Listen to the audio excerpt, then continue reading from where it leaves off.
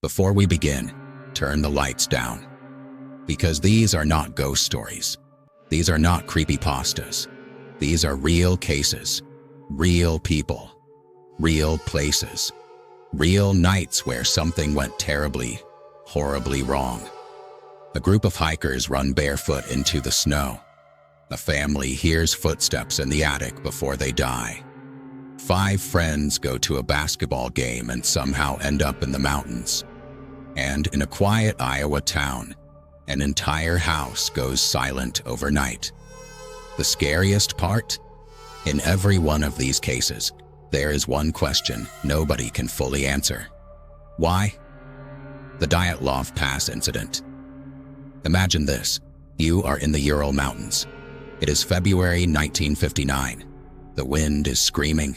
The temperature is deadly. And inside one small tent, 9 experienced hikers are trying to survive the night. They are not beginners. They know the mountains. They know the cold. They know danger. But something happens that night that makes them do the one thing no experienced hiker should ever do. They cut their way out of the tent from the inside. And they run. Not with proper clothes, not with proper shoes, not with a plan. They run into the darkness, into the snow, into temperatures that can kill a person in minutes. When searchers finally find the tent, it is still there. Their belongings are still there. Their shoes are still there. Their warm clothes are still there. But the hikers are gone. Footprints lead away from the tent, down toward the trees.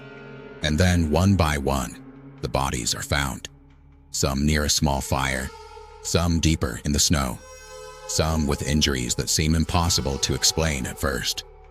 For decades, people asked the same questions. What scared them so badly? Why did they leave the tent? Why didn't they take their clothes? Was it an avalanche? Was it military testing? Was it something human? Or something else? Modern researchers have offered a serious explanation. A delayed slab avalanche caused by wind-blown snow building up above the tent after the hikers cut into the slope. And honestly, that explanation makes sense. But here is what still makes the case terrifying. Even if it was only snow, even if there was no monster, no killer, no secret weapon, it means the real horror was this. 9 people woke up in the middle of the night believing they were about to be buried alive. They had seconds to choose: stay in the tent and die, or run into the frozen dark. And once they left that tent, the mountain did not let them come back. And as frightening as the Dyatlov Pass is, the next story is worse in a different way. Because in the mountains, maybe nature killed them. But in this next case, someone was already inside the house. The Hinterkaifeck Murders. In 1922, there was a remote farm in Bavaria called Hinterkaifeck.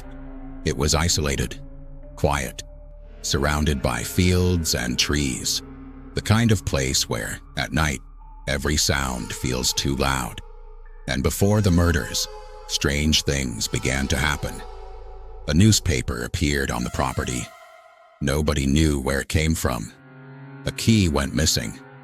The family reportedly heard footsteps in the attic. But when they searched, nobody was there. Then came the detail that makes this case feel almost unreal. Footprints in the snow, leading from the woods to the farm, but no footprints leading away. Think about that. Someone or something walked toward the house and never walked back.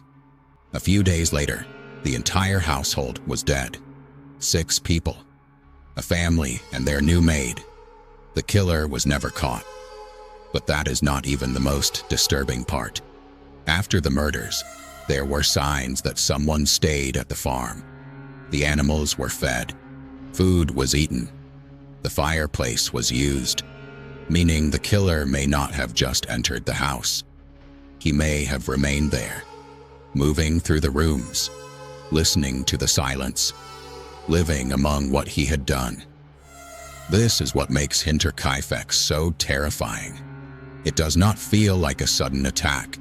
It feels like someone was watching, waiting, learning the house, knowing when people slept, knowing where they walked, knowing how to move without being seen. And maybe before the family ever realized they were in danger, the danger was already above them, in the attic, breathing quietly. Some horror stories begin with footsteps in the snow. The next one begins with 5 friends, 1 basketball game, and a road they had no reason to take. The Yuba County Five. On February 24th, 1978, 5 friends went to watch a basketball game in Chico, California. Their names were Jack Madruga, Bill Sterling, Ted Wire, Jack Hewitt, and Gary Mathias. They were close. They loved sports. They were supposed to play in their own basketball tournament the next morning. Some of them had even laid out their uniforms before leaving home. That detail matters because it tells us something important. They planned to come back. After the game, they stopped at a market. They bought snacks and drinks. A normal stop. A normal night. Then they got into their car and vanished. Days later, their car was found abandoned on a remote mountain road, far from where they should have been, far from home, far from the route that made sense. The car was not destroyed. It was not completely impossible to move. So why did they leave it? Why did they walk into the cold? Why go up there at all? Months later, when the snow melted, searchers found answers. But not enough. 4 of the 5 men were eventually found dead. One of them, Ted Wire, was found in a remote Forest Service trailer. And this is the part that stays with you. There was food nearby. There were supplies nearby. There were things that might have helped him survive. But somehow, he still died there, alone, waiting. Gary Mathias was never found.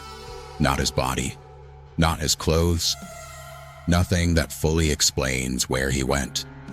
The case feels like a nightmare because every possible answer creates a new question.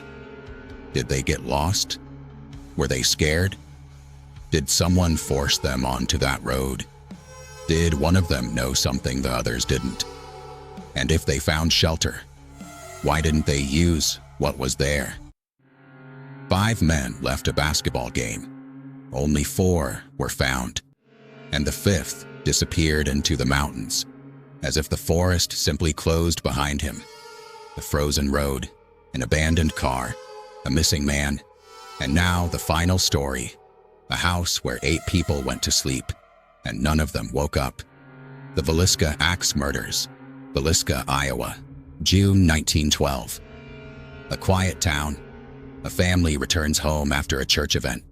Parents, children, 2 young guests staying overnight. Nothing about the evening looks unusual. The house becomes quiet. The lights go out. Everyone goes to sleep. And sometime after midnight, someone enters. By morning, 8 people are dead. The Moore family and the 2 Stillinger sisters. 6 of them children. The murder weapon was an axe from the property. But what makes Villisca truly chilling is not only the crime. It is what the killer did afterward. Mirrors were covered. Windows were covered. The victims were covered. The killer moved through the house after the attack. Slowly, deliberately, as if he was not in a hurry, as if he was comfortable there. Some reports say food was left out. A bowl of water was found, and then the killer disappeared. No one was ever convicted. There were suspects. There were theories. There were trials. But the case remains unsolved. The house still exists today. People visit it. Some even stay overnight. But here is the line I cannot get out of my head. The killer walked into a house full of sleeping people and left without anyone in the town hearing enough to stop him. No screams that saved them. No neighbor rushing in. No final answer. Just a quiet house, a covered mirror, and a door that closed behind a killer nobody could name. 4 stories, 4 places. A frozen mountain, a haunted-looking farm, a road into the wilderness, a silent house in Iowa. And the scariest thing is not only what happened, it is what we still don't know. Why did the hikers run? Who was inside the attic? Why did 5 men drive into the mountains? And who walked out of the Villisca house before sunrise? Sometimes the real world does not need monsters. Sometimes all it needs is one night, one wrong road, one unlocked door, and someone who never gets caught. If you want part 2, subscribe, because there are more real stories like this, and some of them are even darker.